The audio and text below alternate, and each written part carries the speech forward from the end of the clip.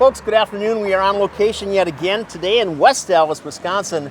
West Allis has an interesting backstory because once upon a time, forever, it was this industrial town. It was kind of gritty and grimy, and today we have this renaissance, and much of that renaissance is due to this man next to me. This is Mark from Becher Meats, West Allis cheese, and so much more. And he has been a stalwart of the last 8 or 10 years here in West Allis. Yes, 2002. And as these transitions have taken place, he has continued to grow and expand, and I am completely knocked out of what he's got. As we've walked this already, it just seems like this is a European village. You've got a butcher shop with a full kill room, well, you're not a kill room, you're doing a full smoke room in back. You've got a cheese shop over here. Have a bakery that's coming right over there. He's got his own restaurant and bar, and there's a lovely restaurant across the street as well. This is almost like being in Europe. And people are so incredibly friendly, and even I'm saying that for the Milwaukee metropolitan area, which is known for friendly people. Just in the last half hour, we have seen some incredible experiences. Mark, good to meet you. Welcome. A long intro there, but welcome. Thank you so much. I appreciate you coming. Honored. And again, I can't say enough about this, and we will promote the bejeebers out of you because you've just got some really cool ideas and products going on. Super. Thanks so much. It means a lot to me. My pleasure, man. Thank you. You bet.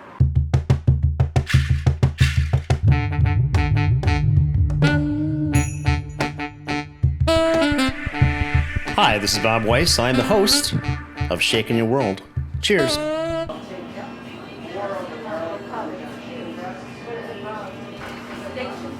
It looks new. It's brand new. This part here is the original older building from that beam this way. Sure. And I don't know why I saved it, but I thought I needed to save part of the building, so it worked out pretty good. Absolutely. And then the back is new. That was all backyard. Okay. Subway tiles. Nice. Mm-hmm. So what type of meats are you doing here? So we do all our own sausages from scratch. We've got a complete cut room, sausage stuffers, mixers, grinders. And then we've got a nice smoker I can show you back there. It's a 500-pound smoker. We do all our jerkies, our beef sticks, our summers. We do the traditional smoked Slovenians, smoked Polish, smoked Hungarians, as well as fresh. And then we get only USDA prime or choice beef cuts, as well as your pork and your poultry items. Of course. So your background really is an engineer. Yes. What got you to food? I used to love the cheese store. Okay. So I was a kid growing up at the cheese store. Sure. And they closed one year due to health reasons. Okay. And I just went there for my Christmas cheese. It was closed. And I called the lady and told my wife we're in the cheese business. How does she feel? She's good now. She's a workaholic. She's good. She's good. Let's see. And if you don't mind, let's take a little walk. Sure. Let's keep talking.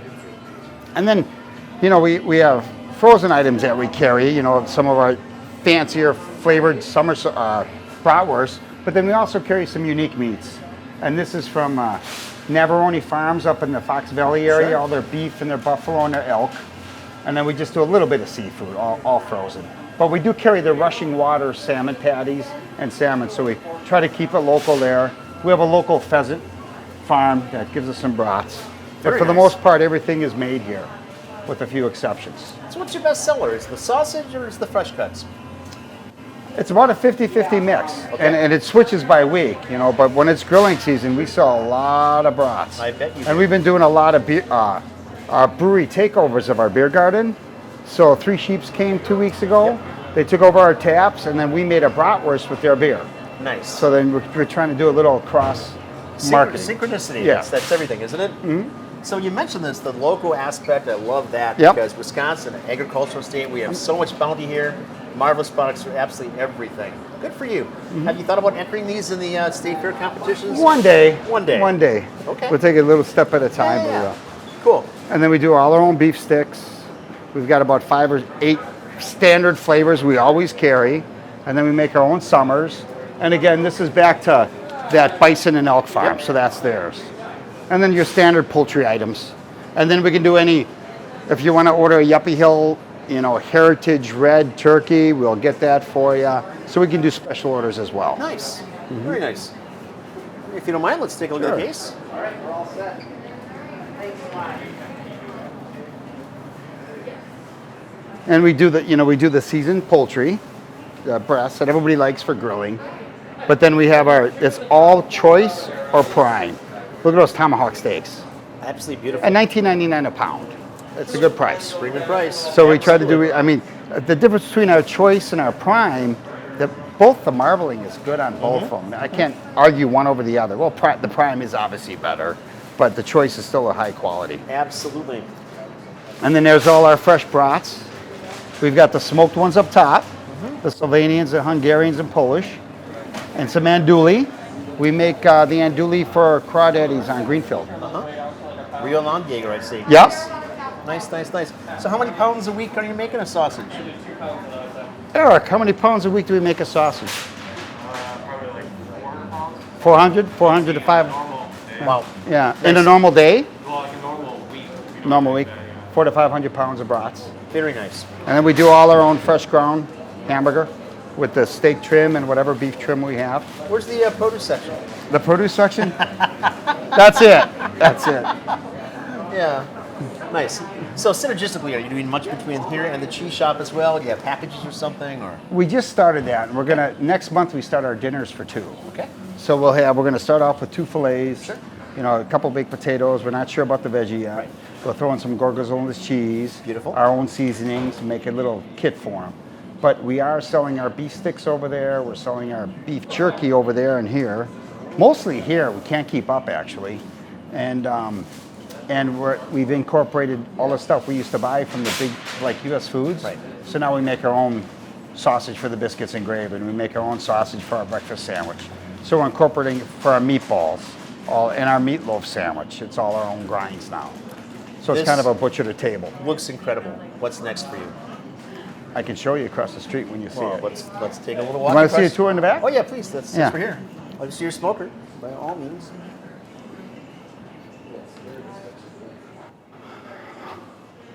So this just give you a quick shot.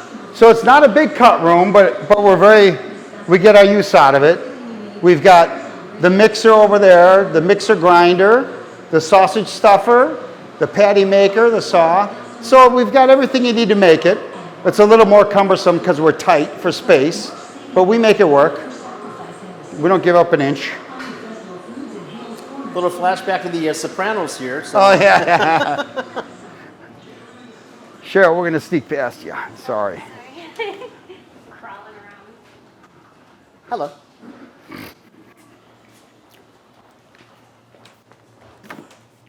So Mark, do you do any venison processing? No, Good. it's with the size of our establishment and the rules behind it, Right. it's just not feasible for us. That's our back meat locker that feeds the cut room. And then this is the freezer next to you. And then back here is the smoker. In fact, let me I'll grab a tissue. I think they're done. I don't know if something's in there or not. We'll find out. Nope, she's empty. But this is our smoke room. We go right from we get it down to temperature. We have a water shower for the sausages that brings it down to that critical temperature. And then we go right into the cooler. Oh, So we're doing pig ears. beautiful. You can sell a lot of pig ears. Everybody loves their dogs. I bet they do. We do a lot of pig ears and bones. We do, I put on a glove for a reason.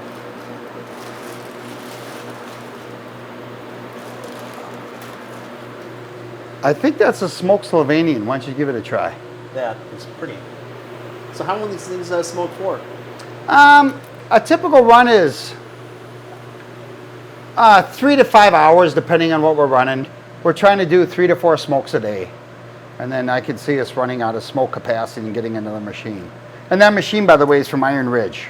This is really nice. Is that, do you taste caraway at all? I don't.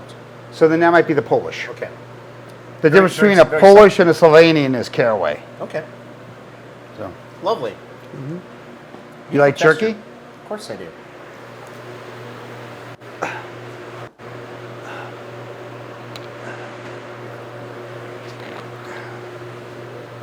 Try this. You can throw that out if you want. Or set it on the counter for you. So we're going through a lot of jerky, about 200 pounds of jerky a week. And it's not a jawbreaker. You can enjoy it. It's also not a salt bomb. It's not a salt bomb either. This is wonderful. Our favorite one, I think I grabbed that. Do you got a little bourbon flavor to that? It's got a little something going on here. So we use down by you, the bourbon, Great Lakes. Great Lakes. We use their bourbon to make that bourbon jerky. Got rehorse. Grey Horse, yeah. And then we use my Bloody Mary mix that I sell to make our Bloody Mary mix one. Without giving away the house secrets, this is so tender. How? This guy. It's a pretty high-tech smoker, comes from Iron Ridge, Wisconsin. Mm-hmm. You can control the dry time, the cook time, the smoke time, and you can really watch it. And we keep it, now this stuff we have to keep refrigerated. Okay. Because we don't take it down to that super dry level. So what temperature are you doing this at? The jerky? Mm-hmm. I think that goes up to, I'm not sure, I'd have to ask the butchers. I think that goes up to about 220. For a short time. Very then it goes impressive. in the smoke. Yeah. Isn't that nice, easy chewing? I've never had anything like this before, honestly. I was going to make smoked steaks. So you can just take a whole steak and bite into it. So Mark, what cut is this? That's an inside. Inside round? Yeah. Very nice. We slice them up. So that's the butcher shop. All right, cheese away. Cheese away. We can go. Do you mind if we go out the back door? Not at all. Oh, am I doing it? You're great. Yeah. So that's my next adventure. Okay, do tell. Well, I got an offer to purchase in. It looks like it's going to go through. I'm going to make a bakery. But we're not going to bake. So I don't want to wake up in the morning. Little So we got a European village. street going on here. Yeah. Here's the village. Yeah. Good for you. And the bakery is going to be your Conforas, your Simas. I work with Cranky Elves for his donuts. So I'm not going to reinvent the wheel. I'm going to give everybody on this side of town the best that bakers offer around. Yeah. Nice. It's too small for an oven. Bet you're a hell of an engineer. So let's walk down. And I don't want to wake up at 1 in the morning. Noon on a Friday. Oh, It's fantastic. the lunch crowds we get on the Friday, the weekends, it just... I've been here for brunch a couple of times. I like what you do. You should have introduced yourself. I'm sorry. You want to go through the cheese store and cut through? Whatever you like. Sure.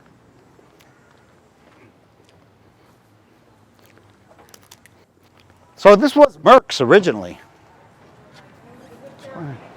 Oh, you wait.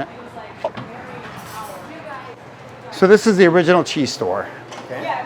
And it was, Merck's left in the early 80s. Police officer, and she worked for the city, and he unfortunately passed. So then that's how this all started. So we had a fire in here years ago, and we changed it all up, and we do all the Wisconsin cheeses. We have maybe 2 imports in the case.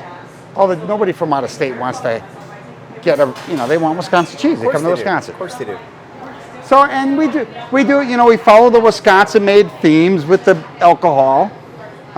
While we may not have the best bourbons in the world, but we still have them here. Yeah. And then most everything here is distilled in Wisconsin, Okay. except for the one in Michigan, but I do like Traverse City. And then And wines? wines. Okay. Now, if you're a wine snob, Okay. but if you're a tourist, so we carry all the Wisconsin wines. Yep. The Von Steels, the Wollersheim. Wollersheims, Spirits of Norway. Actually, those are very good. Nice wines, yeah. They're very good. And then we do more of the Wisconsin-made products, the Wisconsin cured meats and Usingers and Kewaskum. Everything's pretty much Wisconsin. This, by the way, is the best popcorn you'll ever eat in your life. Who's this then? It's out of Madison, Stanky's. I don't know Stanky's. You open the bag and you will not close that bag. Okay. Addictive is good in popcorn. And then we do, all the honeys. Sure. We're a little thin because it's not the holidays, but we'll cram. It'll be 10 times as much at Christmas in here. Fine point sodas. Great. Cranky Elves pizzas, Uh-huh. Lake Geneva's meats, Uh-huh. and this wonderful shrimp that guy's in McGuanago. Right from the lake, right? Right from the lake, Lake Argentina. But it's really good. It's amazing. And Scratch ice cream. Of course. Is that yeah? All the different chocolate people that are in the area. So I'm gonna guess that you and your wife got around quite a bit before you opened this. Yeah. So we did all the tastings. You know, we Research do and- research. So until this year, I started. The city's given me the farmers markets to use a couple of times. So I did a curds and kegs event with all the cheese makers and beer makers, and that was for charity, and we'd raise close to $8,000. Nice. And then the other one we would do is a maker's market. So I'd invite all my vendors, and even some that weren't my vendors, and they're there to sell for the night. And, Sure. you know, they help promote my store, and they get to make a couple of bucks and promote their products. Well, good. So this was the addition Right. in 2013. This was backyard. This is where I've had brunch. Yeah. Yes. Yeah, it's right down the street from the building. It's a really bright new building. Yeah. That must have been a smoke Polish It's quite nice. in the town. My first joint was in West Allis. Really? Which Easy- one? Easy Street from 1979 to 1984. No shit. Where was that at? 60th and Mitchell. Oh, really? Milwaukee's most misplaced East Side bar. Ah. And then this is the station. So when I was a kid, this was a 2-pump gas station. Wow. And then in the 80s, it was Bob's Glass. And in the past 10 years, it was service car repair. What's your menu like? Well, come on in.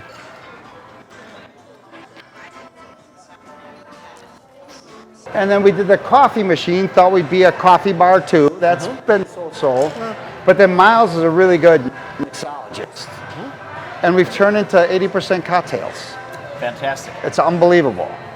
And so we get crowds from 25 to 90 couples. And they have their 2 cocktails and they go home.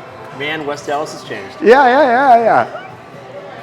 So what do you make it, Miles? Alice Old Fashioned. Alice Old Fashioned. So we have our standard rail drinks, then we have our fancy stuff, and then our tap beer. And then he always does a pop-up. So the pop-up drink, because right around the corner we have, you know the Lions Club, they do the corn roast? Of course. I called them, I said, you got to make some money. So they're doing a corn roast here Saturday and Sunday for their charity. Nice. And we're making a cream puff martini? Yeah, pretty much. It tastes just like the cream puff. Can you whip up one of those too? Yeah. That's really good. I like your attitude because you're working not only with the neighbors, you're doing something to enhance everything. Certainly the Lions Club, that's a beautiful thing. Yep. And it just makes everybody happier. It just brings everything together. Congratulations. That's a beautiful looking cocktail there, young man. Thanks. So what makes that the West Allis Old Fashioned? Well, it's my original recipe. It took about 6 years to perfect. A lot of trial. No one's watching this. You can tell us what the recipe is. It's all good. I have to kill you probably. Well, the secret is the Fernet. Fernet is probably the key. And then we use Viennese trees, bourbon barrel aged maple syrup. Who doesn't want that? No, exactly. Well, certainly me. Yes. So I.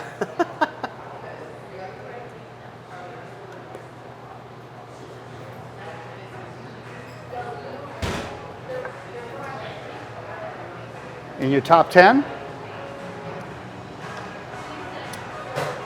Dynamic cocktail. This is really nice. Appreciate it. Great balance to it. Yeah, that little Fernet cuts that sweetness, but still gives you a little bit of that bitterness. No soda? Cheers. Cheers.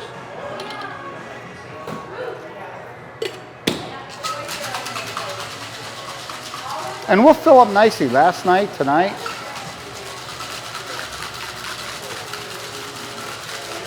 Cool. 3 is about it. Then it's Uber time. Oh, yes. Yeah.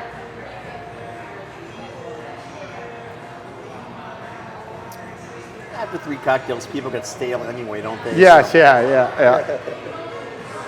Then it's right to the Jim Beam.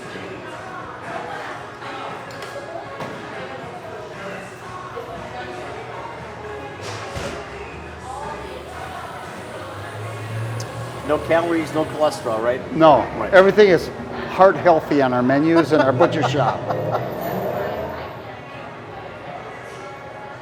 It's pretty mild, so tell us about this, please. This is the cream puff cocktail, you know. We don't have State Fair this year, so we're trying to bring a little of that State Fair nostalgia to the people.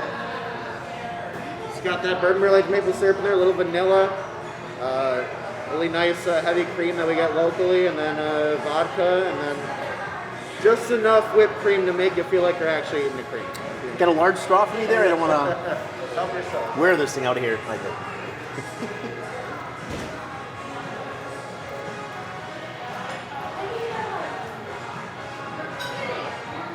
Oh yeah. Yeah, isn't that good? Oh yeah. So how many of these do you sell a night? We just, last night was the first night. Yeah, last night was the first night. Oh, a ton of them. Couldn't even tell you. It's been very popular. We actually had a local media group do an interview about the drink too. So we're looking forward to the weekend, especially with the corn roast. It looks like a girly drink, but it's not. But it's not. Yeah. It's got that state fair nostalgia.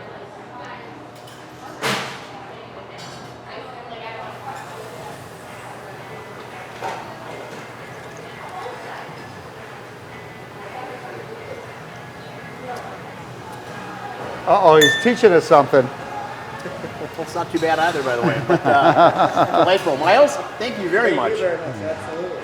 Hell of a joint you got here. Thanks, appreciate it. So, Mark, in all the places that you've been, what was your favorite food experience? My favorite Food in the world? Anywhere. Spain, in San Sebastian. And it's the Basque region. I used to travel for the paper industry to all the paper mills. And there was a church on one end of town that was in the, I don't know, 1400s, and the other end of the town, and everyone was a tapas bar.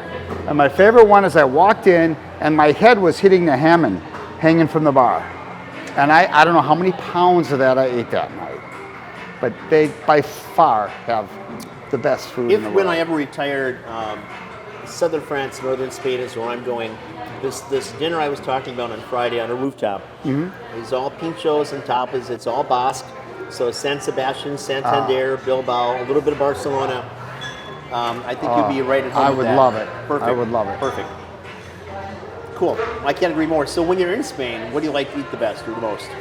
I fell in love with their, this is weird, their sardines and their olives. And we were at one tapas bar. They specialized in sardines and olives. And it was just a treat. Yep. And the ham is great. And the other thing that was interesting was that's the first time I ever tried the white asparagus. That was tremendous. That was tremendous. Well, in addition to other things for this menu, I do white anchovies that are from Spain as well. And we're doing octopus, so real pulpo. And calamares su tinta, so its own ink, of course. And I've got a really cool northern Spanish style steak, which is something I've never seen in the U.S. anywhere. What is it? Well, you'll find out next week. Okay, Friday. cool. Got to save something. For Yes, yes. Got some interesting little wines to play with as well, so I think you're going to thoroughly enjoy that experience. Well, I know I'll enjoy the food. Okay. My wine palate's still developing, so I'm working on that. Testing that is necessary. There you go. So in the U.S., what's the best food experience you've had? Oh, I truly think Milwaukee, Chicago, this region of the states, I think has the best to offer. The pork chop at State Fair Inn is to die for. I really like that. And the mushroom at Jackson's Grill on 38th and Mitchell. Sure, I like Jackson. You know, his steaks I like, but that portobello mushroom he grills on the top of that steak is that grilled with like gorgonzola or blue cheese or something? Or? No, I think it's just pure old butter and garlic, and he does it up right. It's really good. Cool. Yeah. Well, they don't smoke cigars anymore. There is a cigar dinner coming up again on the rooftop, the last of the season, which does have the steak and a portobello mushroom. Oh. Our spin on that, I use a Stella Gorgonzola on that though. Oh, which yeah. Stella makes a great cheese. Nice. So you got, again, this is like a European village going on. Yeah. And I'm very impressed to see this, and I'm even more impressed that it's West Allis, because when I left my business in West Allis, it was a whole different world. Yes. Right? This is dynamic. Well, you know, the neighborhood's changing. Yeah. So we still have a lot of older people in the neighborhood that have been here forever, but there's a lot of young people. And when I never really paid attention to it till I was out here building this pergola. Right. Where's that couple walking? Where's that couple walking? I mean, when we first bought the cheese store, you could throw a rock down Becher. Right. And now there's couples walking from everywhere, and there's a considerable amount of development going up by the farmers market with Mandel. Yep. And that other big office park, and so there's a lot of development coming in the area too. But the housing is affordable. It's a great neighborhood, and it's starting to turn over and people want to walk. So this little neighborhood fits the community, I think, very well. And the community treats us great. Clearly, you are Yeah. well loved. Yeah. Excellent. So, Wild Roots, the joint across the street, what's going on there? So Wild Roots, when I was a kid, that was Andy's Superette, a little supermarket, and one of the stores was, I think, a bakery. I forget what it was. Well, then since we've had the cheese shop since 2002, it was always boarded up, all the windows with vinyl siding, and an electrician owned it, and he lived in the house behind it, and he was always going to do something, and his wife was always kind of on his ass, and he was going to do it, and finally he came over one day. He said, "I have two options, Mark. I sell it or she leaves me. Would you like to buy it?" So, and I said, "Well, sure." So we bought it, and the city's been very gracious. They helped me with a facade grant for that and for this as well. So then I redid it, but I didn't want to do another restaurant myself. Right. So then I leased it out to, it was Kebabs, kind of a upper end food pub, and he did okay. And then he just went back to his catering gig after the lease. And then T from Wild Roots, the executive chef from Wild Roots, somehow we got together through the guy who owns Sin. He does all the foraging and the Sin products, the syrups. He was selling me stuff, and I said, "Hey, you know anybody who wants a restaurant?" He made the introduction, and he's been in for about a year, a little over a year now. He does very talented, American fantastic. small plates. I would say American he's Vietnamese, American with a twist of Vietnamese. Nice. You know, just a little twist on it. And he's got a pasta dish, a poultry dish, a steak dish, and he's got dollar oysters that are phenomenal at happy hour. So it's pretty good. Nice. Anything you want to talk about before we end? I want a This cigar. has been a delight, brother. You bet. And thank you so much. If you could find a way to get a cigar into you without you Going off the deep end? going off the end. I think maybe I could do one. I just won't do it in front of my wife. I'm in Cuba on a regular basis, and she's not going to listen to this thing anyway, so let me know when. And, You got it. Come on down. You Again, bet. Thank you my so much. pleasure. I appreciate Cheers it. to you. You bet. Thank you.